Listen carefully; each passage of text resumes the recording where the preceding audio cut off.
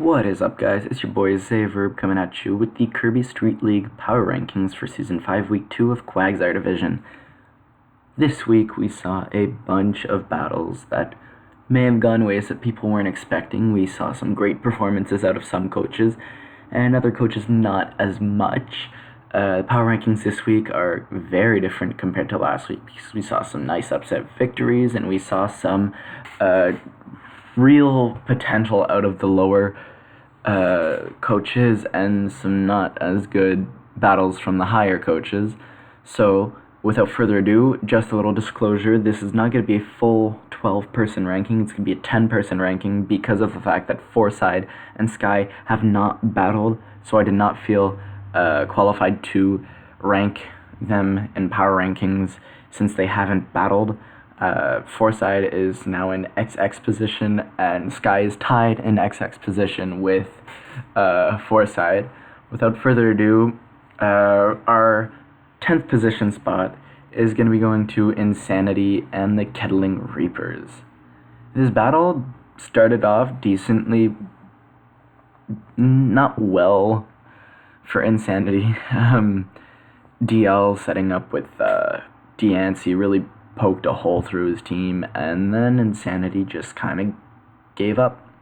He kept going for Toxic on DL's Skarmory with his Sylveon when he could have probably found other moves to make that could have maybe brought differential down or brought the game back. We don't know.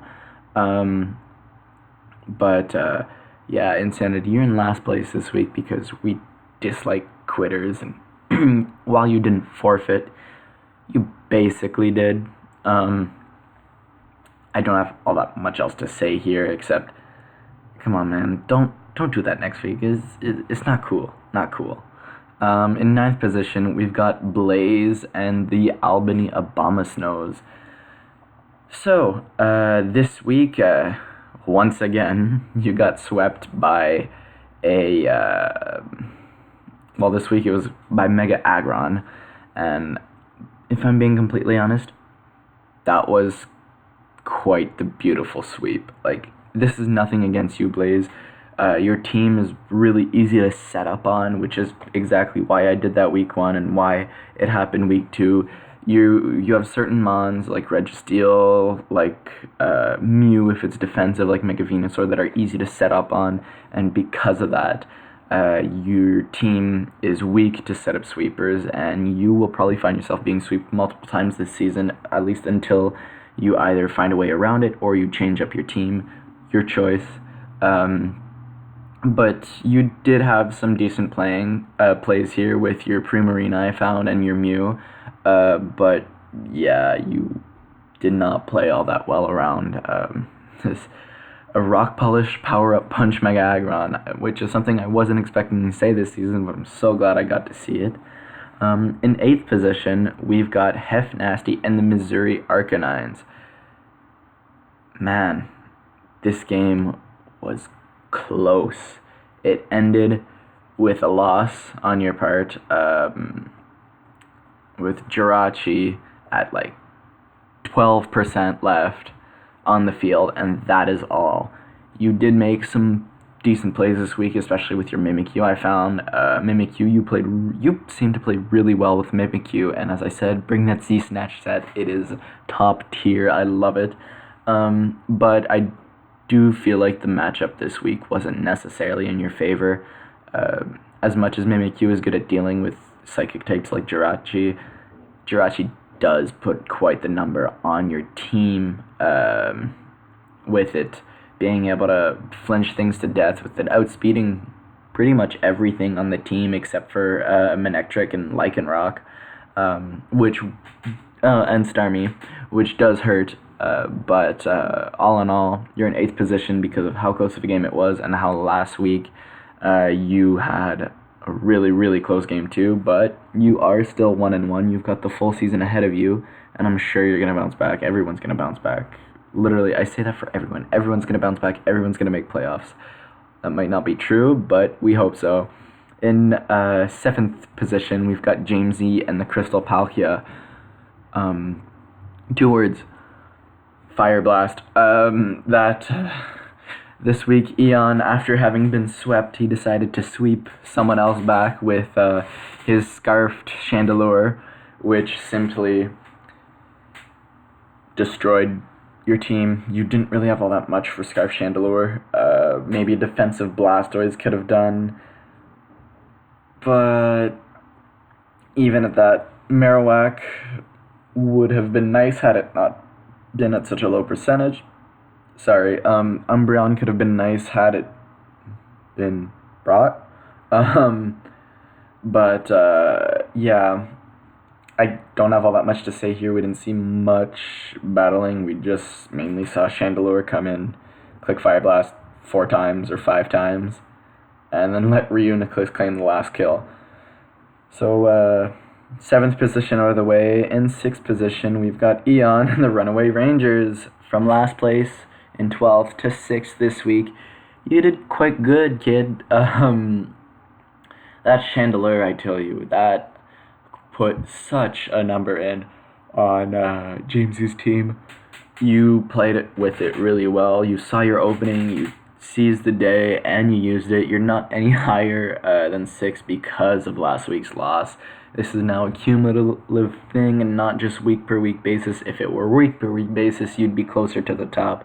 But because of last week, you are only in 6th position, which is nothing to scoff at. 6 is still top half. So congrats, Eon, on the win. Hopefully we get to see what happens next week. In 5th position, we've got Cyclone and the Honolulu Dancers.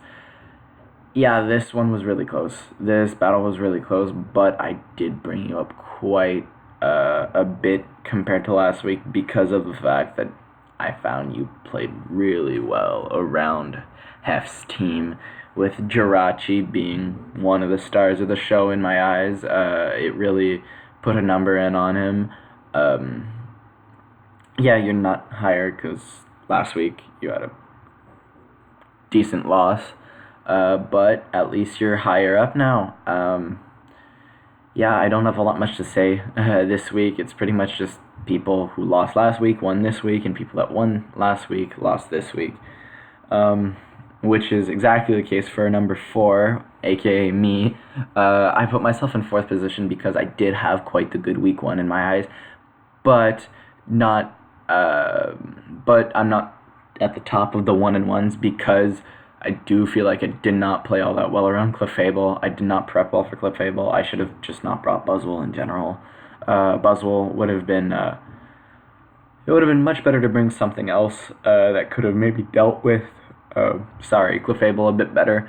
My Nidoqueen didn't even have Sludge Wave, which thinking back on it, why did I not bring Sludge Wave on Nidoqueen? It could have dealt with Clefable. Toxic Spikes would have been really nice had they stayed up, but clearly they didn't. I didn't play well with Empoleon, but on the other hand, I did, in my eyes, play pretty well with Rotom, getting the Choice Scarf tricked onto Slowking, which was really helpful. I played pretty well with Mega Tyranitar, which in this case just broke.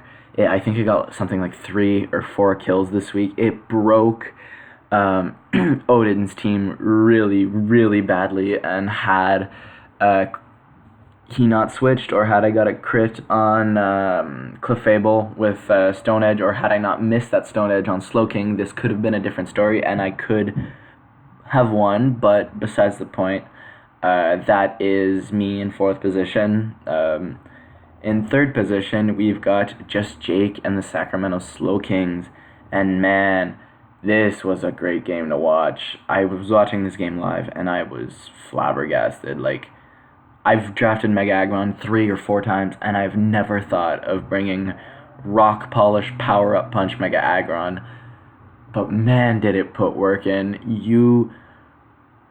You're at the top of the 1-in-1s in my eyes. You played really well last week. Even if you did lose, it was really close. And this week, you did play amazing with that Mega Aggron. Yeah, I don't have all that much else to say except for good job, Jake. Like, wow. In 2nd position, we've got Odin and the Real Mareep. Yeah. Fuck your Clefable. My lord. I did not like playing against Clefable.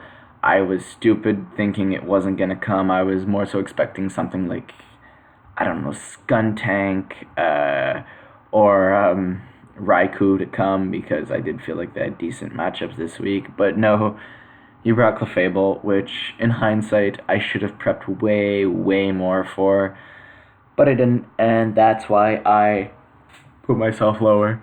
But man, you played really well with your Clefable. You preserved that Aerodactyl in the end to make sure that you had something faster than everything on my team to be able to kill everything on my team.